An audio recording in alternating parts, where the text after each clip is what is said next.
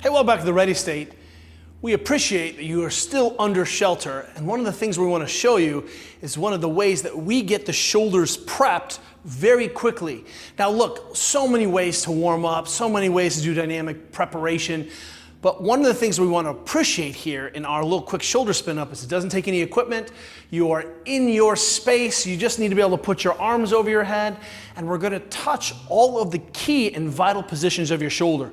So one of the things that we know is that many of us right now don't have access to a lot of equipment, so we potentially are doing a limited repertoire of movements. Our movement lexicon has been truncated, which means we can be missing key shapes and key ideas. Now we look at your training kind of plan, and one of the things that we try to look at is, hey, are you spending time in these key shapes during the day or during the week? And are your movements at least touching these shapes? And if they're not, that's okay. That's what normal training looks like. That's why at least in assistance work or accessory work or in our warm-up, we try to spend time at these end ranges, or at least in some of these vital movement sign shoulder positions, so that when they show up, it hasn't been that we haven't talked to them for a week. We actually talk to them every day. So check this out. Very simple. Everything is predicated on tens, so it's easy to remember. And also keep in mind, we like this because we're standing up and it ties in a lot of upper body into the lower body, which helps us appreciate things like trunk rotation is actually driven and limited very much by the hips as it is how much motion I have in my shoulders and in my thoracic spine, right? These are complex systems. For starters, we're always doing just gigantic arm wheels. So we'll do 10 on the left, 10 on the right. What we do also appreciate is that we're working on rotation a ton. So we've got two ideas we're gonna hammer in here. Is that one is I'm interested in what's going on rotation at the shoulder because that's a key to stability and power. And two, we're gonna seeing a lot of hand motion here because it's crucial for nerve activity and nerve dynamicism, the neurodynamics. And the three, I think I missed one.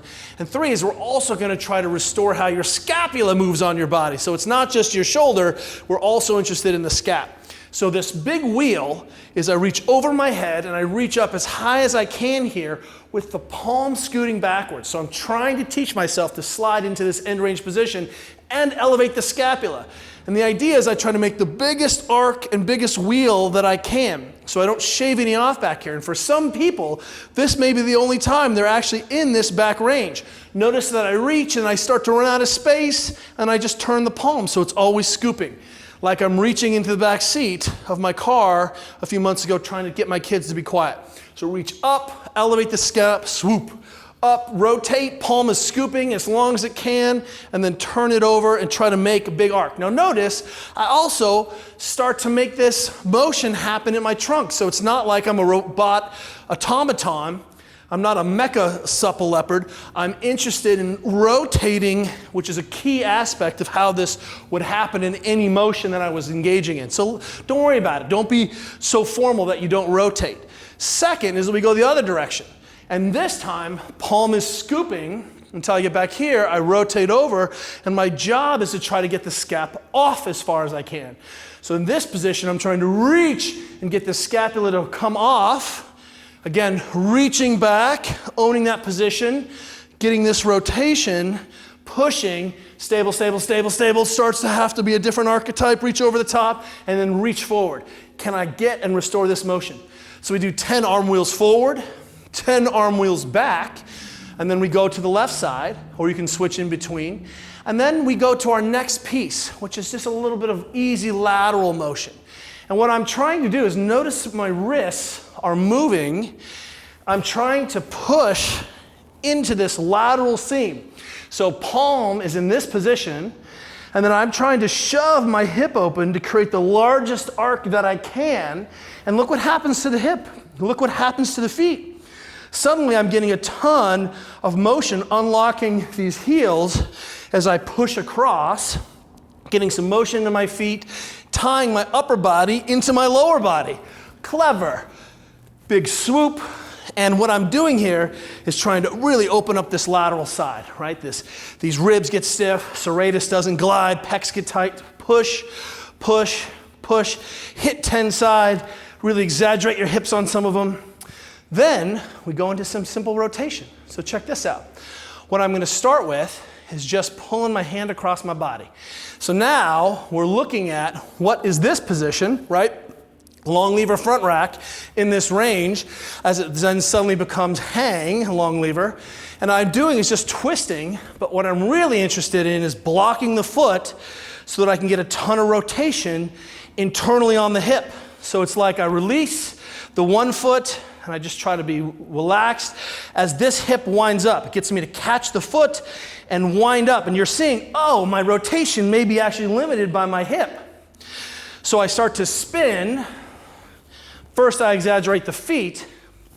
Then I start to exaggerate hand coming across into this externally rotated position, and you'll start to feel that behind your shoulders a little bit more, right? You're feeling that scap behind there, pulling a little bit, and this turns into behind the back.